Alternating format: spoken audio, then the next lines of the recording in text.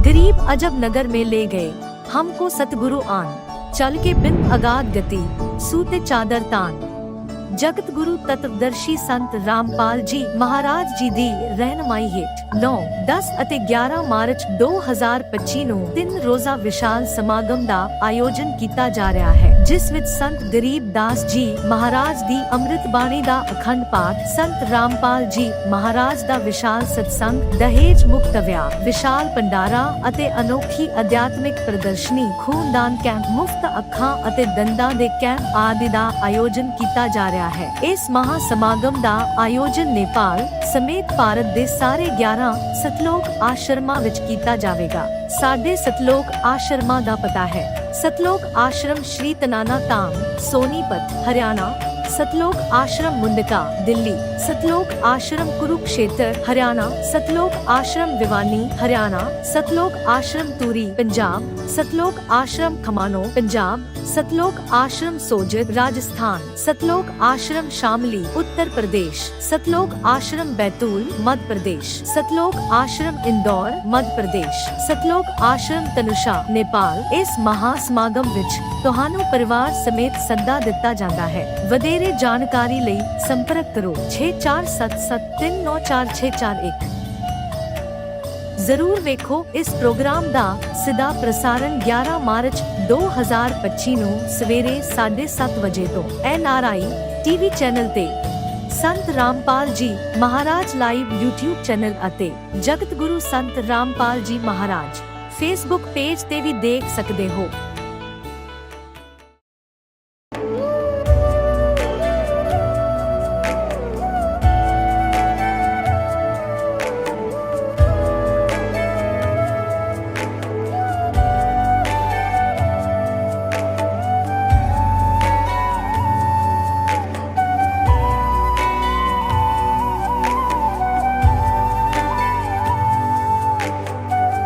गीता में अर्जुन को स्वयं भगवान कह रहे हैं कि उस परमेश्वर की शरण में जा, उसके लिए उन संतों के पास जा जो तत्वदर्शी हो।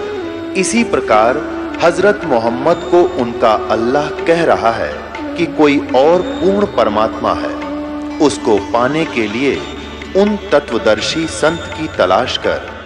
वो प्रभु कौन है, ये जानने के लिए कृपया अवश्य सुनिए जगत गुरु तत्वदर्शी संत रामपाल जी महाराज के अमृत वचन। दर्शकों, हर मनुष्य कामना करता है कि जो भक्ति वो कर रहे हैं उससे उन्हें शारीरिक, मानसिक और आध्यात्मिक लाभ मिले, उनकी तमन्नाएं पूरी हों। पर विभिन्न गुरुओं पंथों के चलते उन्हें सच्चे परमात्मा के मार्ग का ज्ञान नहीं हो पाता और इन लाभों को प्राप्त करने से वंचित रह जाते हैं। लेकिन आज हम आपको जिस श्रद्धालु का अनुभव सुनाने जा रहे हैं, उन्होंने सच्चे गुरु की शरण प्राप्त कर अपनी अधूरी तमन्ना को पूरा होता देखा है और सर्व लाभ प्राप्त किए हैं। ये हैं कुरुक्षेत्र, हरियाणा की महक जी। इनकी माताजी ने राधा स्वामी पंथ में अपना काफी लंबा अरसा बिताया है और खूब सेवा की, पर अंत में बीमारियों, दुखों के अलावा कुछ हाथ नहीं लगा। आर्थिक तंगी थी और घर में सभी किसी न किसी बीमारी से ग्रस्त रहते थे। इसी कहर की लहर के चलते इनके पिताजी की भेंट होती है संत रामपाल जी महाराज जी के शिष्य से।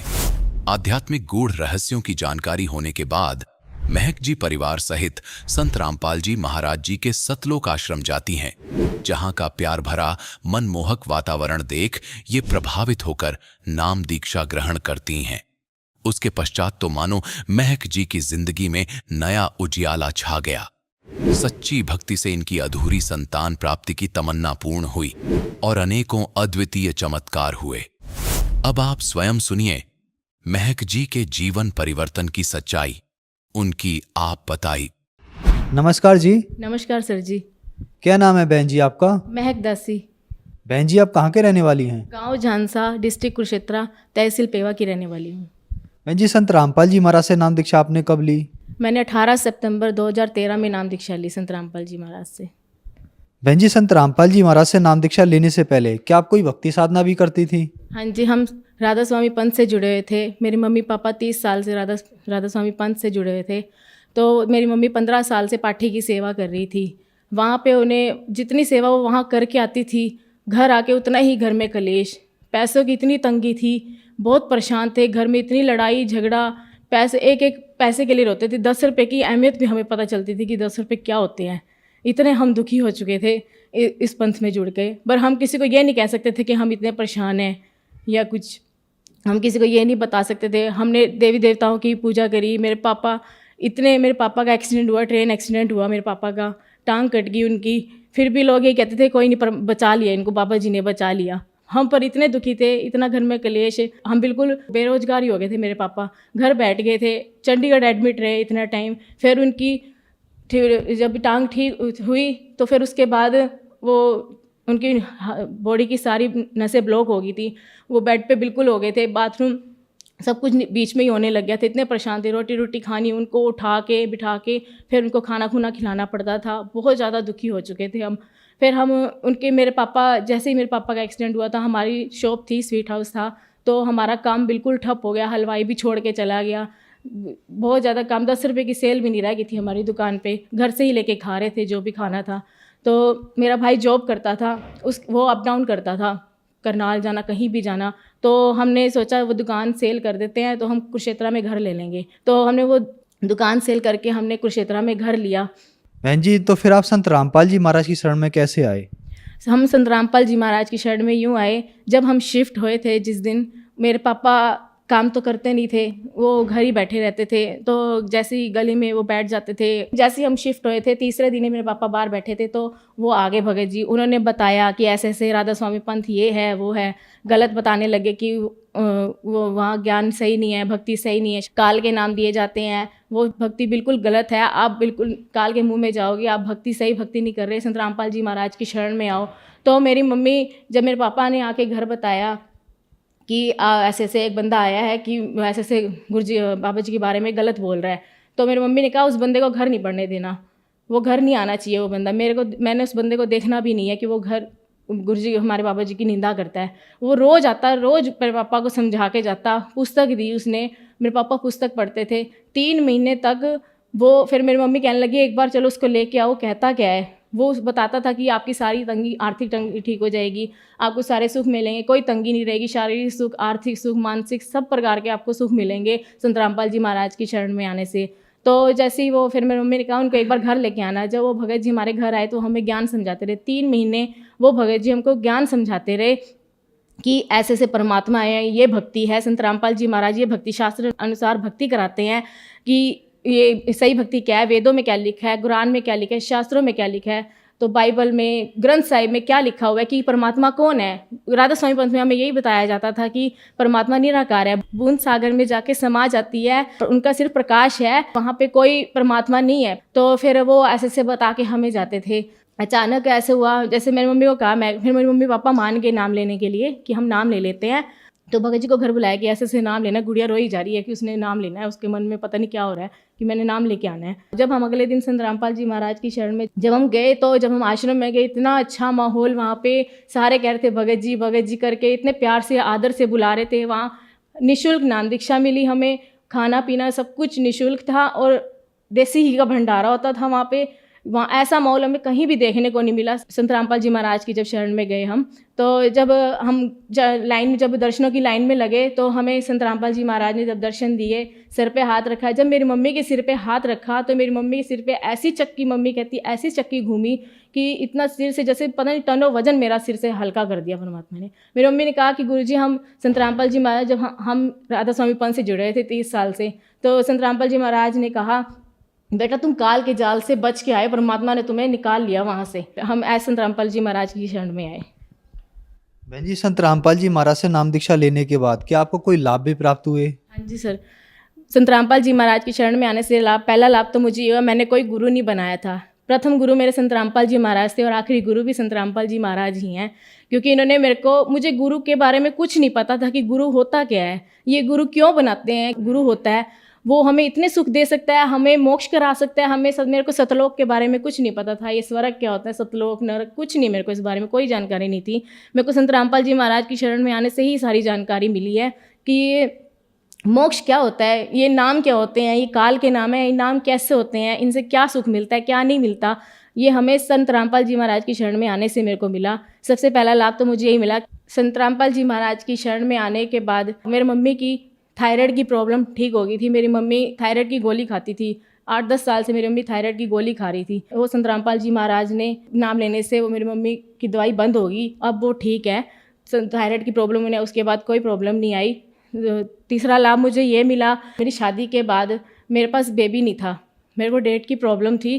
तो मैंने उस दिन मैं बहुत परेशान थी, मैं दवाइयाँ कर के थक गई थी। मैं इतनी दुखी हो गई थी कि मैं दवाई खाना मेरे को एक जहर लगता था कि मैं दवाई खा रही हूँ, मेरे से खाई नहीं जाती।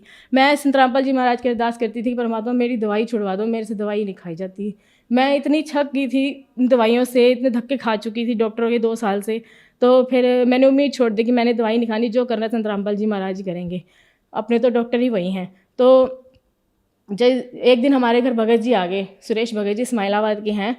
तो वो आया अचानक, संत रामपाल जी महाराज ने जैसे उन्हें हमारे लिए ही भेजा था। तो जैसे ही वो घर आए तो उनसे बात करी मेरी सास ने कि ऐसे से बेबी नहीं हो रहा, ऐसी सी दिक्कत है। तो उन्होंने ना प्रार्थना करवाई गुरुजी से। तो गुरुजी ने ये जवाब दिया कि जो 60 साल की औरत को बच्चा दे सकता है जो परमात्मा, वो उस बच्ची को भी देगा। संत रामपाल जी महाराज ने ये जवाब दिया। और आप यकीन नहीं करोगे कि मैं 15 दिन बाद मेरी रिपोर्ट पॉजिटिव आई और 9 महीने बाद मेरे पास बेबी हो गया था। और मेरी जो डेट की प्रॉब्लम थी वो भी दिक्कत ठीक हो गई थी। चौथा लाभ मुझे ये मिला कि मेरे ससुर जी हैं, जब हमारा रिश्ता हुआ था, जिस दिन जाना था मेरी मम्मी और ने देखने के लिए, तो उस दिन काम चल रहा था वुडन का मेरे ससुराल में। तो वुडन का काम चल रहा था, वो सामान सारा समेट रहे थे। तो ना पौड़ी पे चढ़े हुए थे, वो पौड़ी स्लिप करती थी, पर वो पौड़ी से फर्श गिला था, पैर चप्पल गिली होने की वजह से ना वो पौड़ी से पैर स्लिप हो गया और उनकी एड़ी की हड्डी क्रैक होगी। तो डॉक्टर ने बोला कि आपका ऑपरेशन हो गया। वो पहले उनको अम्बाला ले गए, वहाँ मेहंदी रहता डॉक्टर, उन्होंने कहा आपका ऑपरेशन किया जाएगा। 1-2 और डॉक्टर को भी अम्बाला में दिखाया, फिर चंडीगढ़ भी लेके गए 1-2 बार, पर वहाँ पे कोई इनको राहत नहीं मिली। उन्होंने कहा कि आपका ऑपरेशन ही होएगा। तो पर पापा के मन में प्रेरणा है कि एक बार आपका प्रार्थना करवा लेते। उस टाइम गुरुजी आश्रम में थे, तो गुरुजी ने आशीर्वाद दिया कि बेटा आप ऑपरेशन करवा लोगे तब भी ठीक हो जाओगे, नहीं करवाओगे तो भी ठीक हो जाओगे। जैसे ही प्रार्थना का जवाब आया था तो थोड़ी देर बाद मेरी सास ने कहा कि ऐसा करो, आप एक बार चल के तो देखो, 1-2 कदम चल के तो देखो। जब गुरुजी ने, संत रामपाल जी महाराज ने कहा है कि आपका आराम आ जाएगा, ऑपरेशन के बिना ही आराम आ जाएगा, तो फिर आप चल के देखो। जैसे ही मेरे पापा चलने लगे, 2-4 कदम रखे, उनको दर्द कुछ नहीं महसूस हुआ और वो सही चलने लगे। और उसके बाद आज 5 साल हो गए हैं मेरी शादी को, अब तक ठीक है, उनको कोई दिक्कत नहीं आई है। नहीं तो डॉक्टर ने ऑपरेशन बोल दिया था, वो भी ऑपरेशन में रिस्क बोला था कि आप ठीक हो सकते हो कि नहीं हो सकते हो, कोई गारंटी नहीं है इस चीज़ की। और छठा लाभ मुझे ये हुआ था कि मेरे पास ससुर जी ने ना शॉप सेल करी थी हमारी रिलेशन में ही। तो हमारे ना पैसे उसने दिए नहीं, 2.5 साल हो गए थे, 8 लाख रुपए थे, हमारी पैसे नहीं मिल रहे थे। हमने कितनी बार उसको बोला, पापा बहुत दुखी होते थे, परेशान होते थे, रकम छोटी नहीं थी, परेशानी बहुत ज़्यादा हो रही थी कि कैसे मिलेंगे हमें पैसे। हम उसको इतना बोलते थे, वो कहता मेरे पास अभी नहीं है, प्रॉपर्टी बहुत मंदी हो रही है, मैं नहीं दे सकता अभी। तो वो कहता था ये शॉप ले लो। तो फिर मेरे पापा कहते थे नहीं हम नहीं लेते ये वाली शॉप। तो हमारी दुकान के सामने थी, दुकान हमारी है उसके सामने ही शॉप थी। तो फिर वो पापा प्रार्थना करवा लेते हैं गुरुजी को, परमात्मा तो सारे काम संवार देते हैं। तो मेरे पापा ससुर जी बोले, कहते करवा ले प्रार्थना। फिर मैंने एक दिन प्रार्थना करा ली, उनको बताए बिना ही मैंने प्रार्थना करवा ली। तो गुरुजी ने बोला था कि कोई बात नहीं, परमात्मा दया करेंगे।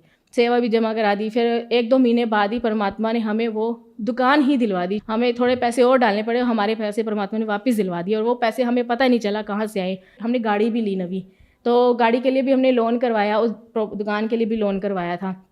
वो लोन बंदा खुद चल के हमें लोन के कागज़ देने आया। हम नहीं तो खुद लोन करवाना हो तो बैंक हमें खुद जाना पड़ता है। वो उसके मन में परमात्मा ने पता नहीं संत रामपाल जी महाराज ने क्या प्रेरणा करी, वो बंदा चल के खुद हमारी दुकान पे वो हमें पेपर पकड़ाने आया। तो एक और लाभ ये है कि मेरे पित्ते में पथरी थी, जो डॉक्टर ने मुझे कह दिया था, जितने भी डॉक्टर थे मेरे को यही कहते, जिनके पास गई मैं, उन्होंने मेरे को ये बताया कि आपके पित्ते में पथरी है, आपका ऑपरेशन ही होगा, गॉल ब्लैडर निकाल दिया जाएगा, तो इसका और कोई इलाज नहीं है। और उसके बाद कोई खाने में इतनी दिक्कत, सब कुछ इतनी दिक्कत, इतनी मैं ये सोच के घबराती थी कि क्या बनेगा मेरा, मैं कुछ भी खाऊंगी मेरे को दिक्कत रहेगी। क्योंकि मेरी रिलेशन में कई ऐसे हैं तो जिन्होंने ऑपरेशन करवाया और वो बहुत दुखी हैं। तो मैं बहुत दुखी होती थी। मेरी डिलीवरी भी ऑपरेशन से हुई थी, मेरे को बहुत परेशानी थी कि मैं अब नहीं ऑपरेशन करवाना चाहती, जो करेंगे गुरुजी ठीक करेंगे। मैंने गुरुजी को प्रार्थना कराई, गुरुजी ने कहा कि परमात्मा भक्ति करो, अपने परमात्मा दया करेंगे। तो मेरी डिलीवरी के महीने बाद ही मेरे को इतनी दर्द उठ गई थी, महीने महीने बाद दर्द उठती थी, वो मेरी दिनों दिन बढ़ती चली गई। रोज़ मेरे को दर्द रहने लगी। खाना पीना मेरा हराम हो गया था कि मैं 1 मिनट भी अगर एक निवाला रोटी का भी गले से नीचे उतर है ना, तो मेरे को दर्द उसी टाइम शुरू हो जाती थी कि मैं क्या खाऊं, मैं भूखी मर जाती थी। अपने बच्चे को फीड देनी, मैं इतनी परेशान हो जाती थी, मैं करूँ तो करूँ क्या। बस संत रामपाल जी महाराज आप ही मेरे को ठीक करो, मैं तो बहुत परेशान हो गई हूँ। तो जैसी मेरी दर्द इतनी बढ़ गई, 2-3 दिन तो मेरे से कुछ नहीं खाया गया। हम डॉक्टर पास गए इंजेक्शन लगवाने दर्द का, तो उन्होंने कहा कि आप ना वहाँ कुरुक्षेत्र दिखा लो डॉक्टर को, अग्रवाल डॉक्टर है वहाँ पे दिखाओ। उन्होंने कहा, फिर उनसे राय ली, उन्होंने कहा स्टंट डलेगा आपका। तो स्टंट डलने के बाद आपको पित्ता निकाला जाएगा, क्योंकि मेरी जो गॉल ब्लैडर की पथरी थी वो नली में फंस गई थी और इसकी वजह से जॉन्डिस हो गया था। जॉन्डिस की वजह से मेरी हालत ज़्यादा ख़राब हो गई थी। दर्द इतनी रह रही थी, वो सूज गई थी। 4.2 mm की नली थी और पथरी फंसने की वजह से 9.4 mm की हो गई थी नली। तो उसकी वजह से इतनी दर्द होती थी, उसी वजह से ही मेरे से खाया पिया नहीं मुझसे जाता था। जब हम डॉक्टर पास गए, डॉक्टर ने कहा कि आप पंचकुला जाओ, वहाँ पे स्टंट डलेगा, स्टंट डलने के बाद आपका ऑपरेशन किया जाएगा। तो फिर हम वहाँ गए, वहाँ पे हम स्टंट डलवा के आए। स्टंट डलवाने के बाद मेरी दर्द तब भी ख़त्म नहीं हुई। वो नली में से पथरी जरूर निकल गई, पर मेरी दर्द नहीं गई। स्वेलिंग जो थी उसकी वजह से मेरी दर्द नहीं गई। तो जब हम आए, एडमिट रही 4 दिन मैं अग्रवाल हॉस्पिटल में, बहुत ज़्यादा परेशान होगी मैं। डॉक्टर ना आगे टालते गए कि आपकी डेट आगे रख देंगे, आप हफ्ते बाद आ जाना। उन्होंने कहा ऑपरेशन कर देते। मैं कहा नहीं, मैंने ऑपरेशन नहीं कराना, मेरा मन इतना था मैं ऑपरेशन नहीं कराऊंगी, जो करेंगे गुरुजी ठीक करेंगे, मैं दर्द सहन कर लूँगी, पर मैं ऑपरेशन नहीं करवाऊंगी, मैंने नहीं अपना ऑपरेशन करवाना दोबारा। तो फिर मेरे फादर इन लॉ ने, पता नहीं परमात्मा ने क्या प्रेरणा करी कि जैसे जिस दिन हमने फिर स्टंट निकलवाना था, लास्ट दिन था स्टंट निकलवाने का, आखिरी डेट आई थी, तो मेरी सास के मन में प्रेरणा है कि चल एक बार अल्ट्रासाउंड करवा लेते हैं, क्या रिपोर्ट आएगी। तो उन्होंने फिर वहाँ जब गए हम कुरुक्षेत्र अल्ट्रासाउंड करवाने, तो मेरी गोल ब्लैडर में स्टोन एक भी नहीं था और मेरा गोल ब्लैडर बिल्कुल क्लियर था। मैं इतनी खुश हुई, परमात्मा के दंडवत प्रणाम किया संत रामपाल जी महाराज के आगे कि संत रामपाल जी महाराज आपने बहुत दया की। मैं इतना रोई संत रामपाल जी महाराज के आगे, परमात्मा ने मेरे ऊपर बहुत दया करी।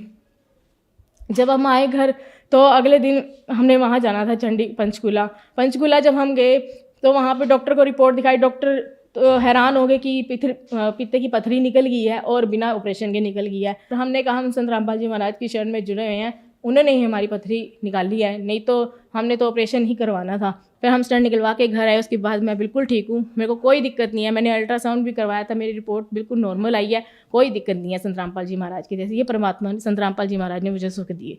सर ये मेरी रिपोर्ट है, गॉल ब्लैडर में मल्टीपल कैलकुली, तो थोड़ी छोटी छोटी पथरियाँ थी गॉल ब्लैडर में, भरा हुआ था गॉल ब्लैडर मेरा पथरी से। फिर इसके बाद ये मेरी स्टंट डलने से पहले की रिपोर्ट है, जब मेरी पथरी दिखाई गई थी। उसके बाद मेरी ये रिपोर्ट है, जब मैंने स्टंट निकलने से एक दिन पहले करवाई थी। ये गॉल ब्लैडर इस वॉल नॉर्मल इस थिकनेस, मतलब ये वाली रिपोर्ट है, कोई पथरी नहीं है, बिल्कुल क्लियर है पथरी। उसके बाद मेरे को कोई दिक्कत नहीं आई, मैंने 1-2 बार और अल्ट्रासाउंड करवाया, कोई भी दिक्कत नहीं आई, बिल्कुल नॉर्मल है। इस रिपोर्ट को देखने के बाद संत रामपाल जी महाराज पे मेरा इतना विश्वास बन गया कि उन्होंने ही मेरा बिना ऑपरेशन के ही मेरे गॉल ब्लैडर से पथरी निकाल दी। उन्होंने इतनी दया करी मुझ पे। मैं सोचती थी परमात्मा लाभ कैसे देता है, कैसे करता है, परमात्मा ऐसे भी लाभ देता है, इतने सुख देता है परमात्मा। संत रामपाल जी महाराज ने मुझे इतने सुख दिए, मुझे नहीं उम्मीद थी कि ऐसे कोई सुख मुझे मिलेंगे। इतने लाभ दिए परमात्मा ने, संत रामपाल जी महाराज ने। अगर मैं सुबह से शाम हो जाएगी, मैं आपको ये लाभ बताते इतने छोटे छोटे लाभ दिए परमात्मा। मन की इच्छाएं सारी पूरी करते हैं। जो हम सोचते थे कि ऐसा कोई परमात्मा है जो हमारी इच्छा पूरी करता होगा, संत रामपाल जी महाराज वही परमात्मा ही है। संत रामपाल जी महाराज जिन्होंने मुझे इतने सुख दिए, और आज उनके गुणों का उनका गुणगान करती फिरती हूँ कि यही संत रामपाल जी पूर्ण परमात्मा है और इस धरती पर आए हुए हैं। बहन जी, संत रामपाल जी महाराज से नाम दीक्षा लेने के बाद आपको बहुत सारे लाभ प्राप्त हुए, तो जो श्रद्धालु आज आपको देख रहे हैं, खास करके वो महिलाएं जो आज भी दुखी है, उनके लिए आप क्या कहना चाहेंगी? चैनल पर सत्संग आता है, उस पर नीचे पट्टी चल रही होती है, उसमें नंबर दिए गए हैं। आप अगर आपकी इच्छा बने संत रामपाल जी महाराज की कोई ज्ञान गंगा पुस्तक मंगवानी हो, तो आप वहाँ पे कांटेक्ट करके अपना निःशुल्क पुस्तक मंगवा सकते हैं और संत रामपाल जी महाराज की अपना शरण में आकर अपना कल्याण करवा सकते हैं। धन्यवाद जी। धन्यवाद जी। अब जगत गुरु तत्वदर्शी संत रामपाल जी महाराज जी के सत्संग के माध्यम से उस अद्वितीय आध्यात्मिक ज्ञान के बारे में जानते हैं, जिसके माध्यम से आप भी प्राप्त कर सकते हैं ऐसे आध्यात्मिक, मानसिक और भौतिक सुख जो अभी तक आपने सिर्फ मीराबाई, ध्रुव, प्रहलाद जैसे कुछ ही भक्तों की जीवन कथा में सुने होंगे। अब सुनिए तत्वदर्शी संत के संग शास्त्र अनुकूल भक्ति सत्संग। ऐसा अद्वितीय आध्यात्मिक ज्ञान जिसका है सर्वधर्मों के पवित्र शास्त्रों में प्रमाण। स्वामी रामानंद जी एक ब्राह्मण के अतिरिक्त अन्य किसी जाति मजहब वाले को अपना शिष्य नहीं बनाते थे। अन्य को वो एक हेय समझते थे, अपने से घटिया मानते थे। अब उन्होंने 1400 ऋषि पंडित शिष्य बना रखे थे। उनमें से एक अष्टानंद नाम के ऋषि थे और वो प्रतिदिन एक लहर तारा नामक तालाब था, आज भी है, लेकिन अब तो वो सिर्फ एक यादगार रूप में ही रहा है। और उस लहर तारा तालाब, उसका नाम कैसे पड़ा? गंगा दरिया का जल वर्षा के दिनों में जब फुल स्विम पर चलती है तो गऊ घाटों के ऊपर से वो ओवरफ्लो होकर लहरों के द्वारा उछल उछल कर एक बहुत बड़ी झील में समा जाता था, भर जाता था। उसको लहर तारा नामक तालाब कहने लगे और उसका फिर सारा वर्ष बहुत सुंदर स्वच्छ जल रहता था, क्योंकि गंगा के जल में एक विशेषता है कि ये खराब नहीं होता, क्योंकि ये जल सतलोक से आया है। परमात्मा ने एक सैंपल भेज रखा कि हमारे लोक में ऐसे पदार्थ हैं, ना दूध कभी खराब होते, दरिया बहती है, ना दही और मक्खन खराब होते।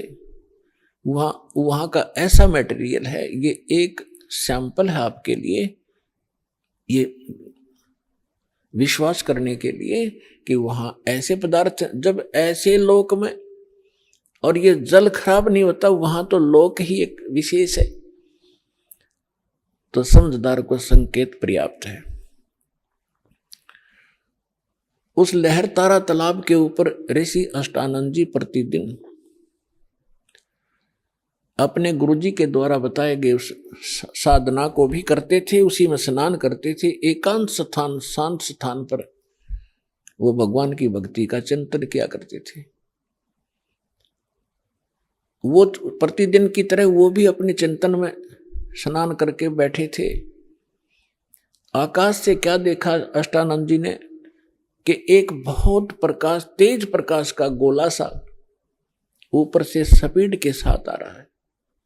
और वेद भी यही बताते हैं कि वो परमात्मा ऊपर के लोक में रहता है और उस वहां से गति करके आता है, बिजली विद्युत जैसी गति से यहां आकर हमें प्राप्त होते हैं।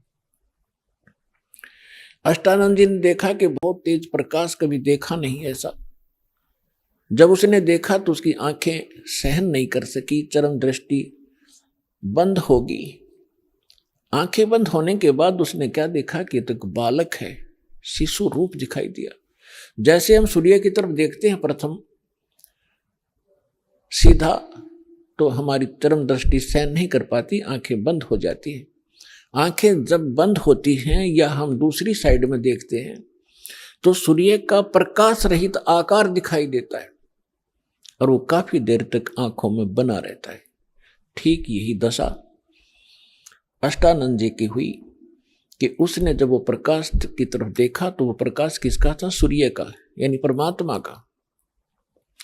और जब आंखें बंद की तो क्या देखा? वो शिशु का प्रकाश था, वो परमात्मा का प्रकाश था। दोबारा उसने जब आंख खोली तब तक वो प्रकाश लहर तारा तालाब के एक कोने में सिमट चुका था, समाप्त हो गया था। अब अष्टानंद जी अंदर ही अंदर बड़े खुशी हुए। उसने सोचा कि शायद आज मेरी कोई भक्ति की विशेष उपलब्धि मुझे हुई है और इसके बारे में अपने गुरु जी को बताऊंगा। वो उठकर चले गए। अपने गुरु रामानंद जी से कहा कि स्वामी जी, आज मैंने ऐसे ऐसे एक अजीबोगरीब घटना मेरे साथ हुई। हे प्रभु, ये मेरी भक्ति की उपलब्धि है या कोई मेरा भ्रम है? परमात्मा स्वामी जी ने कहा कि बेटा, ये न तेरी भक्ति की उपलब्धि है और न ही तेरी कोई भ्रम है। ऐसी लीला उस समय होती है जब ऊपर के लोक से कोई परम शक्ति या देवता लोग यहाँ पृथ्वी पर आकर के जन्म लेते हैं, किसी माँ के गर्भ में प्रवेश किया होगा उन्होंने।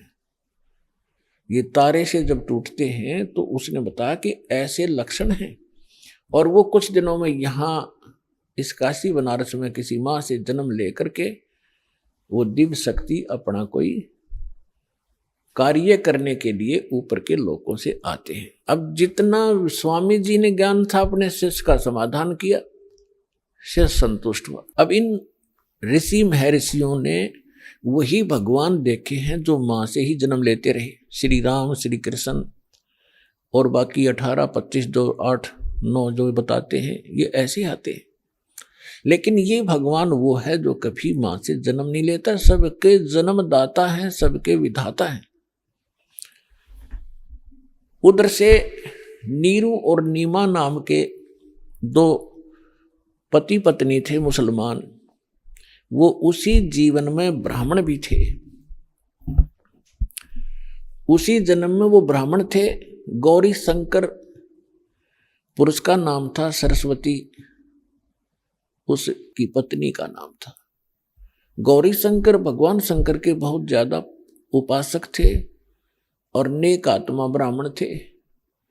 अन्य ब्राह्मण रोजी रोटी के लिए जनता को मिसगाइड करके अपना निर्वाह के लिए मिसगाइड करते थे, दक्षिणा आदि कुछ अटपट करके ग्रहण करते थे। तेरा पितर ऐसे रुष्ट हो गया है, इतने पैसे चढ़ा दे, ऐसा पाठ करवा दे। वो ऐसा नहीं करता था, वो केवल शिव जी की कथा सुनाते थे शिवपुराण से, और जो भी उसकी दक्षिणा आती थी अपने निर्वाह के लिए रखकर बाकी शेष भंडारे में लगाते थे।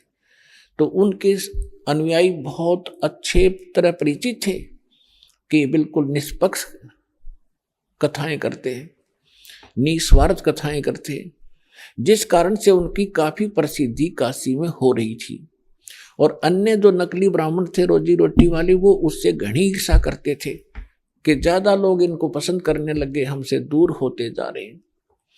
इस बात से मुसलमान काजी, मुल्ला, पीर खूब परिचित थे कि गौरी शंकर से अन्य जो धर्म गुरु हैं ब्राह्मण, ये अक्षुब्ध हैं और ये हिंदू धर्म का प्रचार घना कर रहा है। इसलिए उन्होंने बाई फोर्स गौरी शंकर सरस्वती को मुसलमान बना दिया। मुसलमान कैसे बना दिया? अपना जूठा पानी करके गली में खड़ा होकर और उनके ऊपर फेंक दिया, उनके कपड़े में फेंक दिया और उनके मुंह में डाल दिया। तो अन्य जो ब्राह्मण थे वो तो इसी दाव में थे। किसी दिन यूँ फंसे, सबने मुनादी करा दी, गौरी शंकर मुसलमान बन गया है, उसको जाति से डाल दिया है, उसका गंगा में स्नान करना बंद कर दिया है। अब सारे हिंदू उनसे बाइकाट कर गए, तो वो विवश हुआ। उनका नाम रख दिया नूर अली गौरी शंकर का, और नियामत रख दिया नीरू का, और उसकी पत्नी नीमा का नियामत। तो इस प्रकार फिर अपभ्रंश करके उनको नीरू और नीमा कहने लगे। अब पहले उनकी रोजी रोटी चलती थी कथा की दक्षिणा से, अब दक्षिणा मिलनी बंद होगी, रोजगार की समस्या हुई। उन्होंने एक सिंपल सा काम जिसमें कोई पैसा नहीं लगना था, ऐसा काम शुरू कर दिया कपड़ा बुनने का, और समय के बीत जाने पर उनको जुलाहा कहने लगे।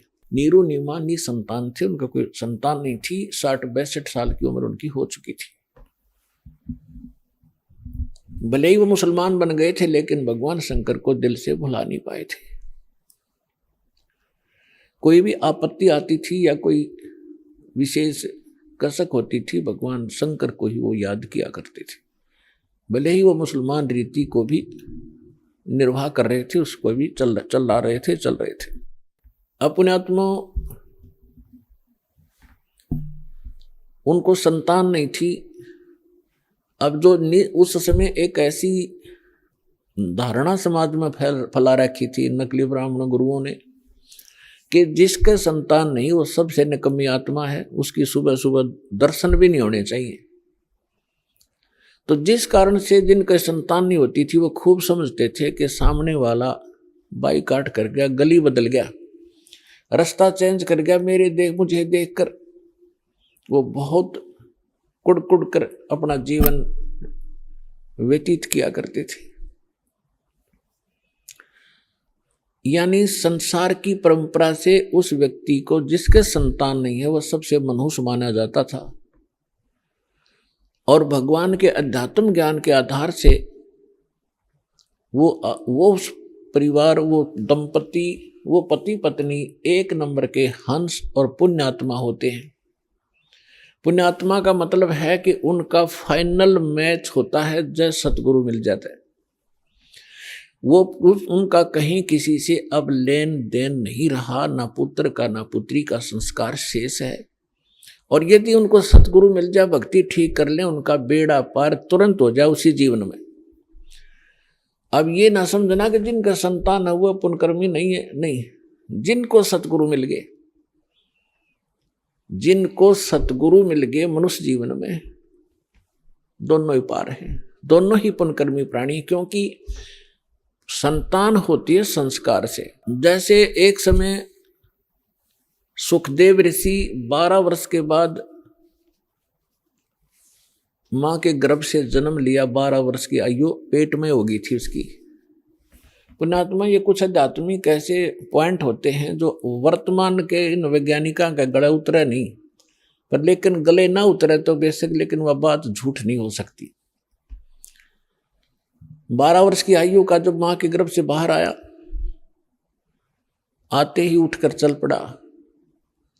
व्यास जी का पुत्र था, व्यास जी की पत्नी से उसका जन्म हुआ था।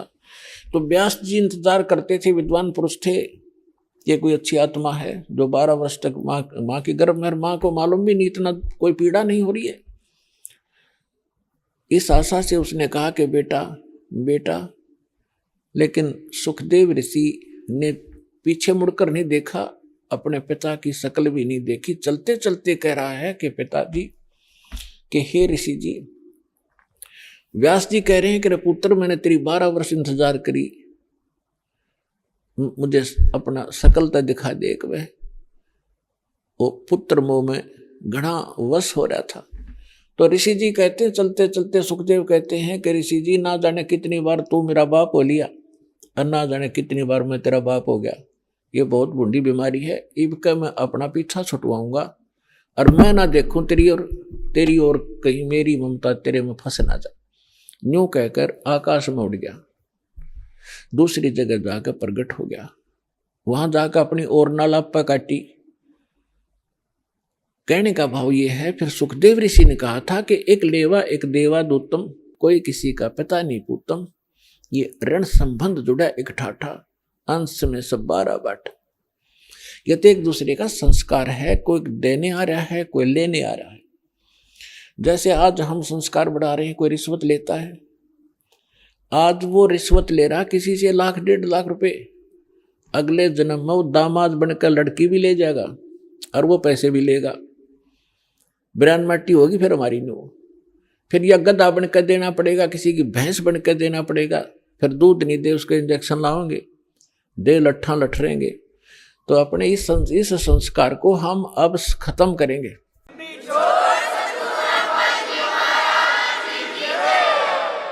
तो इस विष को हम तभी तक खा रहे हैं जब तक हमें ये विष दिखाई नहीं देता, हम पहचानने योग्य नहीं थे। और जब हम पहचानने योग्य हो जाएंगे कि ये विष है, उसके विषय में सुख संवेद में कहा है, जैसे कर का जहर का रंग होरी हो, कहो कौन तिस खावे राम रंग होरी हो। जैसे कण पड़ा हो किस विष का, और ये पता हो ये विष का कण है, कहते कौन छुएगा उसको, खान की तो बहुत दूर बात, हाथ भी ना लावे, किसी और कपड़े तो पकड़ेगा और कितने पता नहीं मिट्टी में दबा का होगा, कहीं और भी ना खा ले। और परमात्मा की भक्ति करने से ही सुख होगा, होरी माने खुशी होगी। तो नीरू निम्मा को भगवान ने, उनके कोई संतान नहीं थी, और कि इसलिए पुण्यात्मा थी, भगवान आ गया गोदी में। अब समाज को भगत का और जगत का सदा से विरोध रहा है, मतभेद रहा है वैचारिक, और जिस कारण से इनकी खींचातान बनी रही तो बनी रहो, क्योंकि भगत को ज्ञान हो जाता भक्ति का और जगत को ज्ञान होता अपनी ही परंपराओं का। वो उन्हीं को उत्तम मान रहे होते हैं, इसलिए विरोध करते हैं भक्तों का। ये तो जाकर लंबे पड़े वहां पर, ये पता नहीं कैसे करे हैं, ये मुसलमान रहे ना हिंदू, मतलब इस तरह की वो बातें करते हैं। करने दो, हम अपने इस ज्ञान के आधार से आगे बढ़ते रहेंगे। एक दिन पूरा विश्व स्वीकार करेगा ये ऐसा गजब का मार्ग है और इसी से सुख है।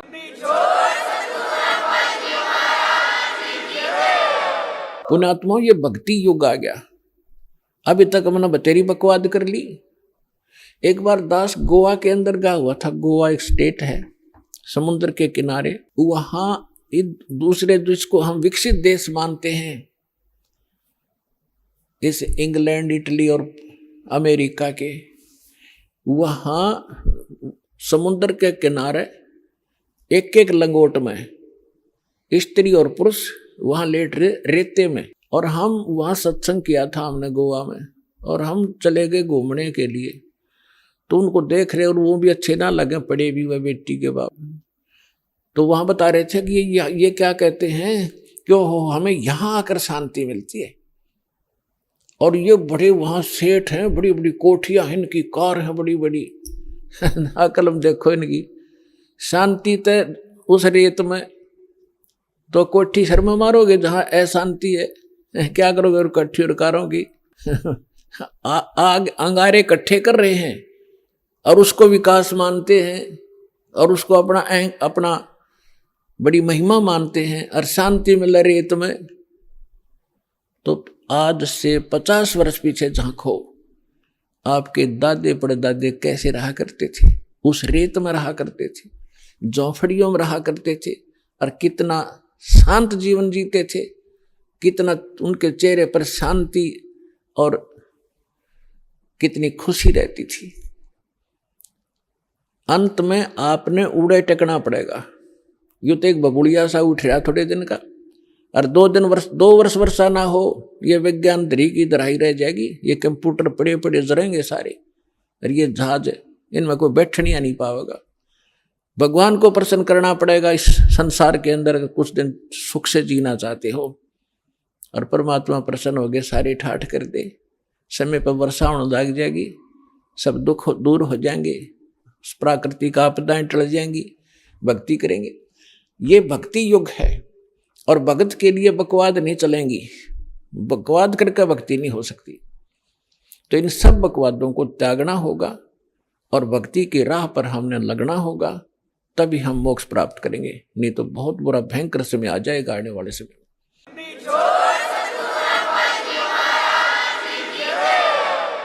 अब हम आते हैं अपने प्रसंग पे कि नीरू नीमा 62 वर्ष के हो गए थे, संतान नहीं थी। अब समाज की दृष्टि से तो बहुत मनहूस थे, लेकिन अध्यात्म मार्ग से वो 1 नंबर की आत्मा थी। उसका प्रमाण भी आपके समक्ष है। जिनकी गोदी में भगवान खेले, वो समर्थ शक्ति जिनको भटक रहे हैं, हम खोजने के लिए जंगलों में बैठ के शरीर खत्म कर दिया हमने तपा करके, लेकिन रास्ता ठीक ना होने से वो कहते ना गणत जांडी काटने का आड़ी तरीका था ही हमारा। गण से जांडी कटा नहीं करती हो, तो वही आरी चाहिए या तीखी को आड़ी चाहिए जिससे जांडी कटे। तो हम लकड़ी के गणते जांडी काटा थे, यानी वह विधि परमात्मा पाने की ठीक नहीं थी, और उसके लिए हम भटक रहे थे। और वो परमात्मा उनको मिला जिनको संसार मनहूस कहा करता था। अब समय जैसे तैसे वो व्यतीत कर लेते हैं, स्वयं तो जिनका संतान नहीं, लेकिन ये संसारिक व्यक्ति अपनी सोच से जब भी उनसे मिलते हैं कोई ना कोई इंजेक्शन लगा ही देते हैं कि एक संतान तो चाहिए थी, एक बालक तो चाहिए था घर में। तो कुछ भूल पड़े तो वो काल पड़ने देता ना, किसी न किसी को भेज के उनका इंजेक्शन लगा दे। उस दिन भी, उससे पहले दिन उस नीमा का कोई रिलेटिव, कोई बहन आई थी, और उसने भी सारी रात यह चर्चा रखी, ये भगवान देखिए बलका बिना तो घर सुना सुना लगे है, बच्चों बिना बता के जीवन है। अब उस माई का फिर वो इंजेक्शन लागी, वह तो चली गई, सारी रात रोई। सुबह वो क्या करते थे, नीरू और नीमा का गंगा में स्नान कराना बंद कर दिया था, क्योंकि मुसलमानों को हिंदू गंगा में, गंगा घाट पर पड़ने नहीं देते थे। तो वो वहां स्नान ना करके लहर तारा तालाब में उसी गंगा के जल में प्रतिदिन स्नान करने जाया करते थे। उस दिन भी वो जा रहे थे। नीमा रो रही थी क्योंकि इंजेक्शन ताजे ताजे लगे थे, और रो रही बुरी तरह आंसू डाल रही थी कि हे भगवान शंकर, आपके घर में क्या बच्चों की कमी होगी भगवान, अपनी दासी को एक खिलौना दे देते, जग में मेरा भी गुजारा हो जाता, मुंह ऊपर न उठा कर मैं भी चल सकती। यूं कह के बहुत बुरी तरह रो रही थी। नीरू ने कहा, नीमा यदि हमारे भाग्य में होता तो भगवान पहले ही दे देता, आप रो मत।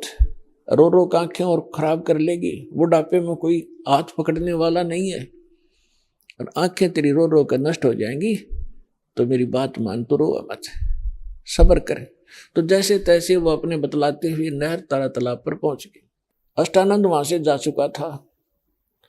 पहले नीमा ने स्नान किया, स्नान करके उस तालाब से बाहर आ गई। फिर नीरू स्नान करने के लिए प्रवेश किया, नीरू ने।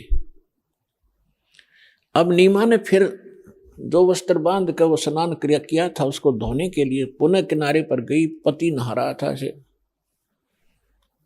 जून का महीना, गर्मी का मौसम था। तो नीमा ने क्या देखा कि एक कमल के फूल पर कोई वस्तु हिल रही है, पैर हिला रही। परमात्मा बालक शिशु रूप धारण करके और कमल के फूल पर विराजमान हुए और एक पैर को हिला रहे थे, एक पैर को हाथ में पकड़े हुए थे। नीमा ने सोचा, आइडिया सा लगाया कि कहीं सर्प ना हो। फिर ध्यान से देखा कि सर्प नहीं, ये तो बालक है। उसने अपने पति से कहा कि देखना जी, कमल के फूल पर बालक है, इसको उठाना जरा। अब नीरू नहा रहा था। अब उसने सोचा कि अब मेंटल वाली, इसका मानसिक संतुलन बिगड़ गया इन बालकों की चिंता कर करके। अब इसने इसको जल में भी बालक दिखाई देने लगे। नाता नाता कहता है कि नीमा कुछ सब्र कर, कुछ संतोष कर, विश्वास कर भगवान पर। ये क्या रट लगा रखी है तेने बालक बालक वाली, तुझे अब जल में भी बच्चे दिखाई देने लगे, तू मान जा मेरी बात। नीमा फिर कहते, देखो जी मैं सच कह रही हूं। अब उसने एक विशेष कसक के साथ कहा, जिधर संकेत हाथ का करे थी उधर नजर गई स्नान करते करते नीरू की। उसे उससे थोड़ी दूरी पर था। उसने देखा सचमुच ही तो बालक है। फूल, कमल के फूल समेत तोड़कर अपनी पत्नी को थमा दिया।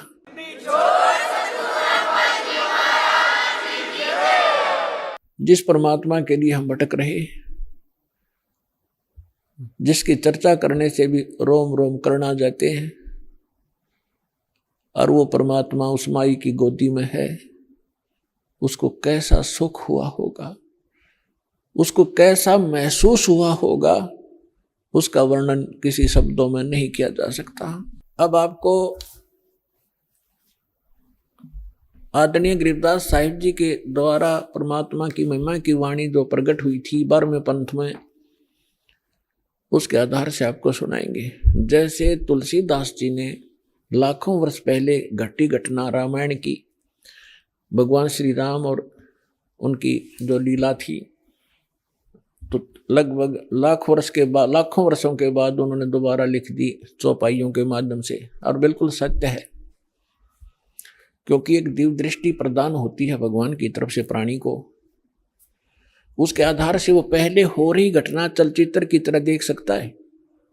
प्रत्येक प्राणी के अंतःकरण में ये सब के अंदर डिपॉजिट है, जितनी भी घटना घट रही है इस ब्रह्मांड के अंदर। लेकिन वही देख सकता है जिसका इंटरनेट कनेक्शन फिट हो जा चले, वही देख सकता है। तो इस जो दिव्य दृष्टि की भी क्षमता होती है। जैसे एक दूरदर्शी होती है 1 किलोमीटर तक देख सकती है, और एक दूरदर्शी होती है, ऊपर के ग्रहों तक को देख लेती है। तो इसी प्रकार जो तुलसीदास जी की दिव्य दृष्टि यानी दूरदर्शी थी,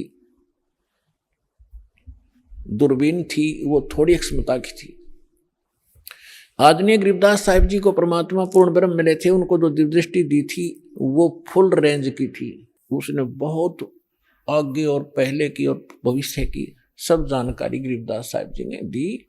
और 600 वर्ष पहले परमात्मा जो आए थे, जो उनकी वार्ता हुई थी, वो अपनी लैंग्वेज में यथार्थ घटना चित्रार्थ की, वो सुनिएगा। 84 बंधन कटे कीनी कल्प कबीरे, भवन चतुर्दश लोक सब ये टूटे जम जंजीरे, अनंत कोट ब्रह्मांड में बंदी छोड़ कहाए, सो तो एक कबीर हैं जननी जने नवाए। परमात्मा स्वयं भी कहा मालिक ना करके, मात पिता मेरे कछु नाही, ना मेरे घर दासी, जुल्हे का सुत आण कहाया, जगत करे मेरी हासी। ना मेरा जन्म न गर्भ बसेरा, मन बालक बन दिखलाया, काशी नगर जल कमल के ऊपर, तहां जुलाहे न पाया। और यही परमात्मा से परिचित वो पुण्यात्मा गरीबदास साहिब जी बता रहे हैं, अनंत कोट ब्रह्मांड में बंदी छोड़ कहाए, सो तो एक कबीर है जननी जने नवाए। गरीबदास जी कहते हैं ये बंदी छोड़ है। यजुर्वेद अध्याय नंबर 5 के और मंत्र नंबर 32 में लिखा है, कबीर अंगारी असी बंभारी असी, रत धामा असी। रत धाम माने सतलोक का मालिक, और बंभारी माने बंधनों का शत्रु, बंधनों का नाश करने वाला बंदी छोड़। अंगारी माने पापों का नाशक, पापों का शत्रु। ये कबीर परमात्मा है और वो सतलोक का मालिक है। तो यहाँ स्वयं परमात्मा भी कहते हैं, बंदी छोड़ हमारा नामम, अजर अमर है अस्थिर ठामम, अमर करूं सतलोक पठाऊं, तात बंदी छोड़ कहूं। यहाँ गरीबदास जी भी कह रहे हैं, अनंत कोट ब्रह्मांड में बंदी छोड़ कहाए, सो तो एक कबीर है जननी जने नवाए। शब्द स्वरूपी साहेब धनी, शब्द से अंद सब माही, बाहर भीतर रम रहा जहां तहां सब ठाई। जल थल पृथ्वी गगन में, बाहर भीतर एक, पूर्ण ब्रह्म कबीर हैं ये अवगत पुरुष अलेख।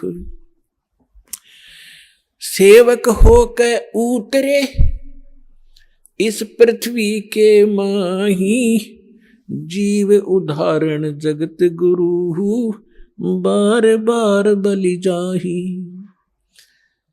अब वो महापुरुष गरीबदास साहिब जी जिनको भगवान मिले थे, सचखंड लेकर गए थे, फिर वापस छोड़ा था।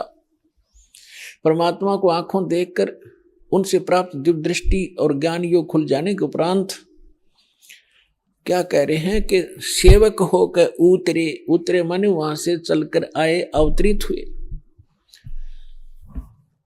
इस पृथ्वी के माही, दास बनकर आए, एक दुल्हा बनकर हमें दिखाया कि यदि तुमने मुक्ति चाहिए, इनकी यहाँ की बकवादों को देखकर अपने मूल उद्देश्य को भूलो मत। ये दिखाया परमात्मा ने कि मेरे से निर्धन तुम नहीं हो सकते। और मैं सत भक्ति करता था, भगवान पर विश्वास करके दिखाया करते थे हमें, वो खुद रिहर्सल कर रहे थे। अभी आपने सुने संत रामपाल जी महाराज के मंगल प्रवचन। आइए अब सुनते हैं संत रामपाल जी महाराज से नाम दीक्षा लेकर सत भक्ति करके अद्भुत लाभ प्राप्त करने वाले अनुयायी के विचार। दर्शकों, आज हम आपको शशि प्रभा जी का अनुभव सुनाते हैं, जो चंडीगढ़ पंजाब की रहने वाली हैं। इनकी कहानी किसी फिल्मी कहानी से कम नहीं है। शशि जी खुद और इनका पूरा परिवार शारीरिक व मानसिक रूप से परेशान था। इनके पति नशे की लत के शिकार थे। इन्हें अपने जीवन में कोई खुशहाली नजर नहीं आ रही थी। शशि जी पहले हिंदू धर्म में प्रचलित सभी भक्ति साधनाएं करती थीं। कोई भी व्रत ऐसा नहीं था जो इन्होंने नहीं किया हो, लेकिन इन सब साधनाओं से भी इन्हें कोई लाभ नहीं मिला। आखिर क्यों? जो भक्ति साधना शशि जी ने की उससे इन्हें कोई लाभ नहीं मिला। इतनी भक्ति साधना करने के बाद भी ये क्यों सुखी नहीं थीं? आखिर क्यों शशि जी ने अपनी पहले वाली साधना छोड़कर संत रामपाल जी महाराज द्वारा बताई भक्ति साधना को अपनाया? कैसे इनके पति की नशे की लत छूट गई? कैसे ये पूर्ण रूप से सुखी हो गई? दर्शकों, अब आइए सुनते हैं शशि जी की कहानी इन्हीं की जुबानी। बहन जी नमस्कार। नमस्कार जी। क्या नाम है आपका? शशि प्रभा। कहाँ से आए आप? चंडीगढ़ से। संत रामपाल जी महाराज से नाम दीक्षा कब लिया आपने? 2004 दिसंबर में। संत रामपाल जी महाराज से नाम दीक्षा लेने से पहले आप क्या भक्ति करते थे? हम सभी देवी देवताओं की पूजा करते थे जी। सोमवार को शिव जी का, मंगलवार को हनुमान जी का, संतोषी माता का, शनि देव का, काली माता का, कोई नहीं छोड़ा हमने। वीरवार को भी सब पूजाएं करते थे। जब आप सभी देव देवताओं की पूजा कर ही रहे थे तो फिर आप संत रामपाल जी महाराज की शरण में क्यों गए? संत रामपाल जी महाराज जी की शरण में इसलिए गए क्योंकि मेरी बहन ने मुझे बताया कि वो पूर्ण संत हैं जो धरती पे आए हैं। हम जो परमात्मा के लिए हम भटक रहे थे, तो वो सच्ची भक्ति बताते हैं, सच्चा ज्ञान बताते हैं और उससे हमें मोक्ष प्राप्त होगा। तो इसलिए मैं संत रामपाल जी महाराज जी की शरण में गई। बहन जी, जो भक्ति विधि संत रामपाल जी महाराज ने आपको करने के लिए दी है, उसको करने के बाद आपको और क्या लाभ मिले? मुझे भगत जी बहुत ज़्यादा लाभ मिले। सबसे पहले तो मैं अपने शरीर से दुखी थी। मेरे को रीढ़ की हड्डी की बहुत ज़्यादा प्रॉब्लम थी। मेरा मणका दबा हुआ था, ना मैं कोई काम कर पाती थी, ना मैं झुक के कुछ भी सिर धोना या झाड़ू लगाना कुछ भी नहीं कर पाती थी। तो वो मुझे सबसे पहले तो वो ठीक हो गया। और उसके बाद घर में एक बार ऐसा हुआ कि मैं ऑफिस जा रही थी, तो हमारी जो है मेरे मन में आया कि गैस खुली पड़ी है, वापस जाओ और बंद करके आ। तो मैंने ध्यान नहीं दिया, मैंने कहा नहीं शायद मेरा वहम होगा, तो मैं चली गई ऑफिस। और जब बच्चे स्कूल से आए 2:30 बजे, तो उनको गैस की स्मेल आई। उन्होंने ताला खोला, अंदर गए, उन्होंने सारी लाइटें जला दी, पंखे चला दिए, किचन में जाके एग्जॉस्ट फैन भी चला दिया और फिर मुझे फ़ोन करके बताया कि मम्मी आज तो आप गैस खुली छोड़ गए थे। और मैं भगत जी मैं हैरान रह गई कि मुझे ऑफिस वालों ने बोला कि बच्चों ने लाइट पंखा कुछ चला तो नहीं दिया। तो मैंने कहा बच्चों ने तो मुझे फ़ोन पे बताया कि उन्होंने सब पंखे चला दिए, दरवाजे खोल दिए और कुछ भी नहीं हुआ। और सर जी आप हैरान हो जाओगे सुन के कि वहाँ पे जोत भी जल रही थी घर में। और मैं हैरान हो गई सुन के कि भाई जोत भी जल रही है, तो बच्चे भी ठीक है मेरे, कुछ भी ऐसा नहीं हुआ। सबसे बड़ा लाभ मुझे ये हुआ। उसके बाद एक बार बेटी मेरी एक्टिवा पे जा रही थी, उसको एक गाड़ी वाले ने बहुत ज़ोर से धक्का मारा और वो भाग गया। उसके सिर में चोट लगी, उसके पूरे खूनो खून हो गई, वो उसकी याददाश्त चली गई। उसको जब किसी ने देखा सड़क पे, पुलिस वाले उसको लेके गए सेक्टर 16 हॉस्पिटल में, तो वहाँ पे उसकी याददाश्त चली गई थी। उसने अपना नाम भी वहाँ पे गलत लिखवाया। तो मुझे फ़ोन आया कि आपकी बेटी का ऐसे ऐसे एक्सीडेंट हो गया है। और मैं जब भाग के वहाँ पे पहुँची ऑटो करके, तब तक आधा पौना घंटा बीत चुका था, उसकी याददाश्त वापस नहीं आई थी। और मैं रास्ते में परमात्मा को पुकारती गई, नाम चलाती गई। मैंने कहा हे बंदी छोड़ सतगुरु रामपाल जी महाराज, कल मैंने सत्संग में आना है, तो आप हमें ज़रूर बुलाना, मैंने आना ही आना है। बेटी को आपने ठीक करना है, आपकी बेटी है। तो जब मैं वहाँ पहुँची, मैंने बेटी को देखा, मैंने उसको बोला बेटे नाम चलाओ, जो हमें बंदी छोड़ सतगुरु रामपाल जी महाराज जी ने नाम दिया हुआ है वो नाम चलाओ। तो उसकी एकदम याददाश्त वापस आ गई, उसको याद आ गया कि हाँ ये मेरी मम्मी है, हमें नाम लिया हुआ है हमने। तो उसने भगत जी नाम चलाना शुरू किया और वो उसको ओटी में लेके गए। डॉक्टर ने बोला कि इसके सारे बाल कटेंगे यहाँ से और इसको स्टिच लगेंगे। तो जब वो ओटी में लेके गए, उन्होंने नाई बुला लिया बाल काटने के लिए और बेटी रोई जा रही थी कि मुझे बाल नहीं कटवाने। तो मैंने उसको बोला तू सिर्फ नाम चला, परमात्मा पे छोड़ दे, बंदी छोड़ सतगुरु रामपाल जी महाराज पे। तो फिर जब वो अंदर गए ओटी में, नाई भी बुला लिया उन्होंने, स्टिचेस का सामान भी बुला लिया। तो उन्होंने सर जी सारा सिर खोल के देखा बेटी का, कहीं कोई पता ही नहीं चल रहा था ब्लड आया कहाँ से है। कहीं कोई चोट नहीं थी, ना उसको कोई टांके लगे, ना उसके कोई बाल कटे।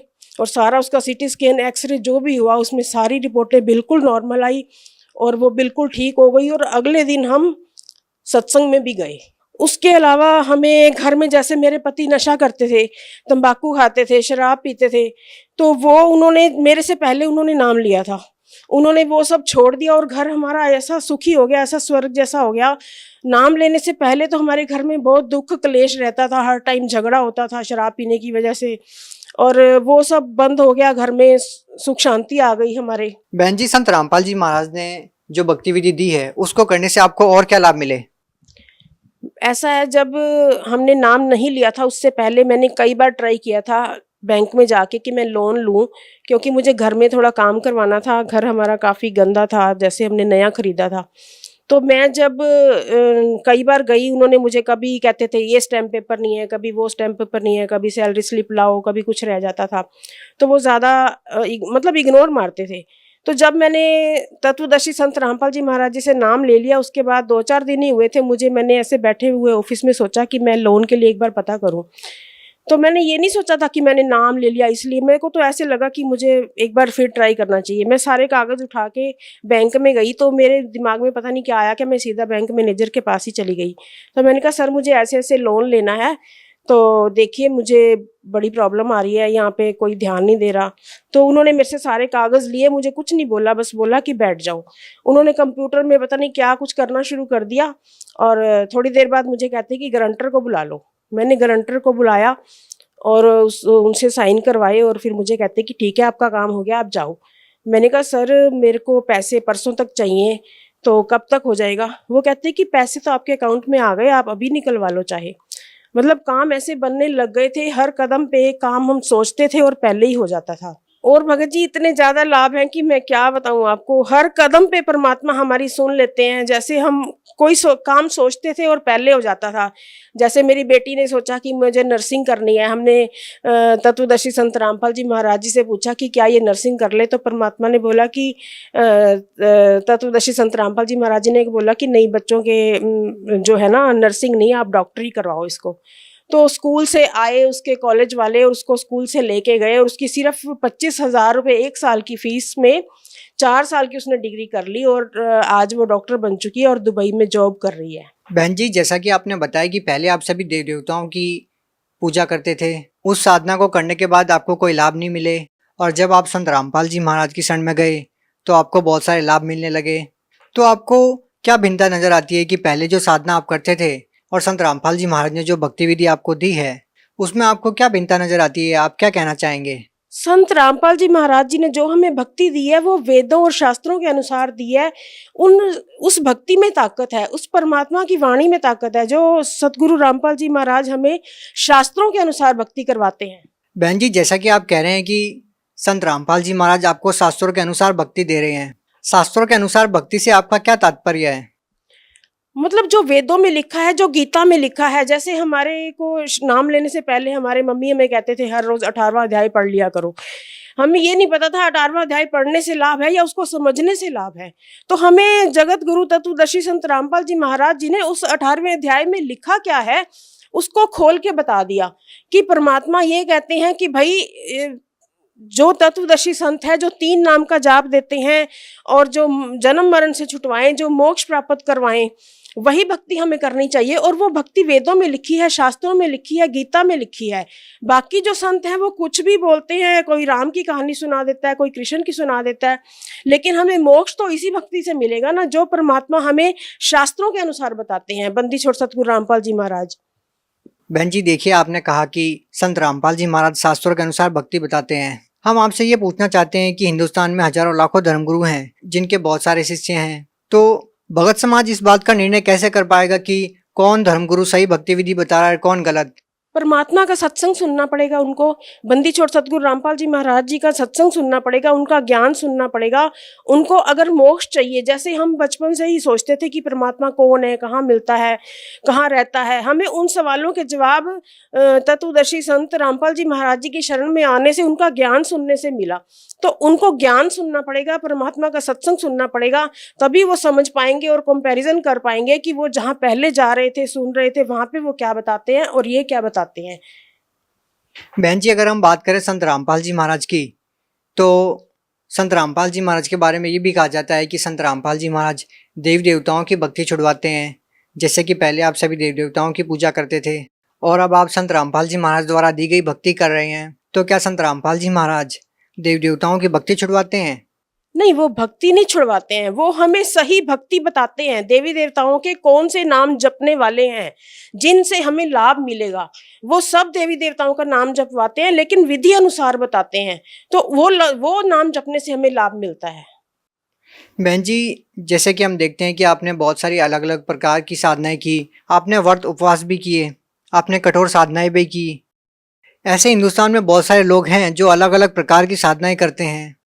तो बहन जी, आपको वो भक्ति करने से कोई लाभ नहीं मिला, तो आप उन लोगों को क्या कहना चाहेंगे जो लोग आज भी उस भक्ति विधि में आरूढ़ है?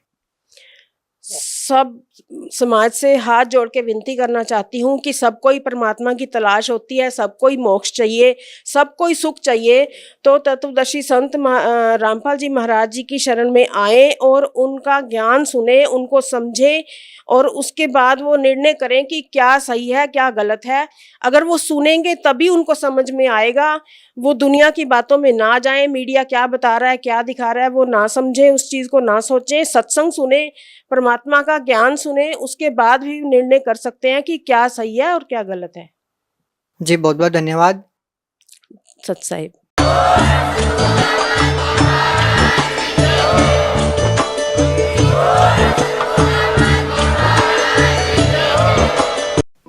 आप सुन रहे थे जगत गुरु तत्वदर्शी संत रामपाल जी महाराज के मंगल प्रवचन। अधिक जानकारी के लिए संपर्क करें।